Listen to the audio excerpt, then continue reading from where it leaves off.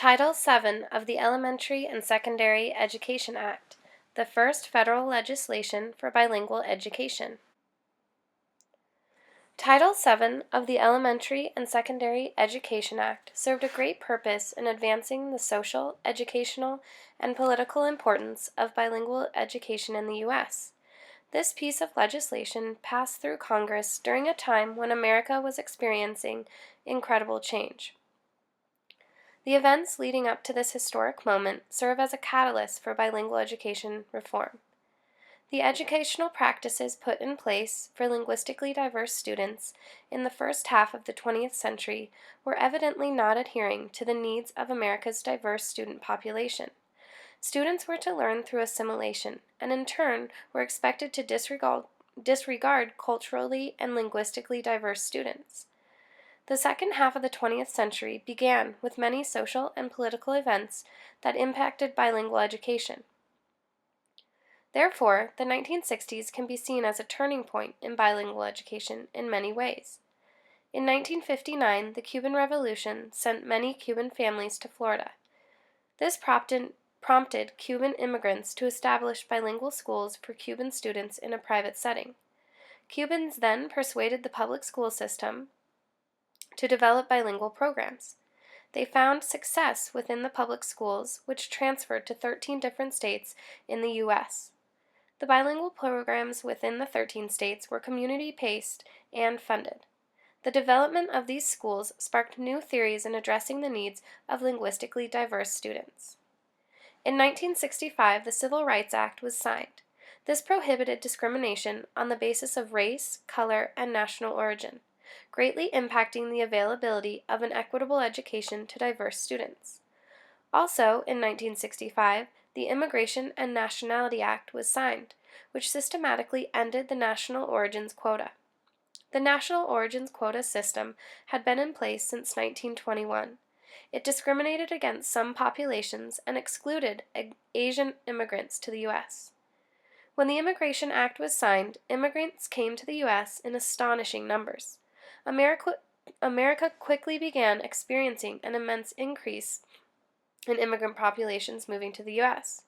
Due to the growing number of immigrant populations, diverse educational needs of non-English speaking students became very evident. In response to this, the Teachers of English to Speakers of Other Language, today more commonly known as TESOL, was founded in 1966. The educational system realized the need for ESL instruction. Students began to learn within a context that fit their English abilities. While this was true for some students, it was still rare. Not all students were given opportunities for support that fit their needs. This also challenged the ongoing debate of assimilation versus bilingualism and biculturalism. On January 8, 1964, Lyndon B. Johnson signed a piece of legislation that would help change the educational future of emergent bilingual students. In response to the growing poverty rate in the U.S., President Johnson developed the Economic Opportunity Act, more commonly known as the War on Poverty. A section of this law allowed the federal government the ability to redefine their role in education. Soon after, in 1968, as part of the War on Poverty, Lyndon B. Johnson signed Title VII of the Elementary and Secondary Education Act. This piece of legislation set the stage for mandates that created equal educational opportunities for language minorities. It is important to note that this was the first ever national acknowledgement of the diverse needs of language minority students and was the first federal legislation for bilingual education. Title VII granted children with limited English proficiency access to federal funds used to develop bilingual education. Bilingual education during the 60s was a relatively new theory. It had no clear definition of the term. Many people thought it appropriate to teach students English first before integrating them into the mainstream curriculum of the classroom through assimilation. On the other hand, some felt that creating programs that supported bilingualism and biculturalism best fit the needs of these students. Title VII reflected the understanding that language minority groups were underachieving due to the lack of resources and special programs in the American educational system. This act, also known as the Bilingual Educational Act, was first promoted by Ralph Yarborough, a senator from Texas, who saw the vast discrepancies in education between native and non-native students within his state. The groups involved with promoting and introducing the first draft of Title VII were in favor of engineering programs that offered emergent bilingual students an education that encouraged bilingualism and biculturalism. The original plan seemed more concerned with increasing student achievement than solely focusing on English proficiency. The final bill, however, that passed in 1968 was aimed at immigrant children and those with limited English proficiency, whose families earned less than $3,000 a year. Limited funds were given to 80 programs. These programs were to focus on increasing English proficiency in listening and speaking of poor language minority students. Since 1968, there have been several reauthorizations of the bill. The allocation of funds, the primary purpose, and the eligibility for services has changed within each authorization. This shows the ever-changing political climate and public opinion on bilingual education. The first authorization came in 1974. This authorization came during Nixon's year in office. In 1974, Nixon passed the Equal Educational Opportunities Act. This was a federal law that prohibited discrimination against students and required that schools districts take action to ensure that all students have equal participation within school. Following this act, Congress passed several amendments of the Education of Elementary and Secondary Education Act. These included amendments to Title VII. The requirements that students who receive bilingual services come from poor families was removed. In addition to this, Native American and Native English speakers were added. Funding to these programs increased, but still the primary purpose of the bill was to develop English proficiency in listening and speaking. In 1978, Title VII was again reauthorized. More funds were allocated to Title VII at this time.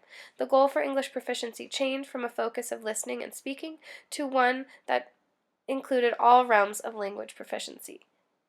Unfortunately, the purpose of the bill became one predominantly focused on complying with legal requirements of non-segregated schools. Bilingual programs for English proficiency development only, and therefore were not seen as services that could benefit the entire classroom community. During the reauthorization of Title VII in 1984, the main purpose of the bill was to move away from remedial programs that limited student access and eligibility. Although the main purpose of Title VII became more academically structured and therefore needed more financial support, during the years that Reagan held office, funds went down 47%. In 1994, things changed drastically for this. Title VII became part of the Improving American Schools Act during the Clinton administration. This reauthorization impacted educational reform for language minority students and created more clear definitions for bilingual education. Title VII, under the Improving American Schools Act's goals, were as follows, and I quote, "To ensure that limited English proficiency students master English as they develop high levels of academic attainment in content areas. The use of a child's native language and culture in classroom instruction can promote self-esteem and contribute to academic achievement and learning English, and develop our nation's national language resources, thus promoting our nation's competitiveness in the global economy." End quote. Funding for linguistically diverse students was not just given through Title VII, but also now through Title I. With these funds, schools were incentivized to create dynamic programs that went beyond remedial pull-out instruction. This reauthorization impacted the bilingual education theories and set an optimistic future for development of bilingual education. Unfortunately, Title VII was discontinued with the passing of No Child Left Behind in 2002. The 34 years of efforts put into reauthorizing and reinitiating the bill, the Bilingual Education Act, fell under a small area of the No Child Left Behind Act. This discontinued the federal funds set forth for bilingual education advancement. With the passing of this law, states were simply given an amount that fit the needs of the immigrant and emergent bilingual student populations of a given district. No Child Left Behind repealed the goals of the Improving America's Schools Act and set the efforts of bilingual education back to promoting English proficiency. The values represented in 1994's reauthorization were discontinued, and the federal involvement in bilingual education became limited. Title VII ended in 2002.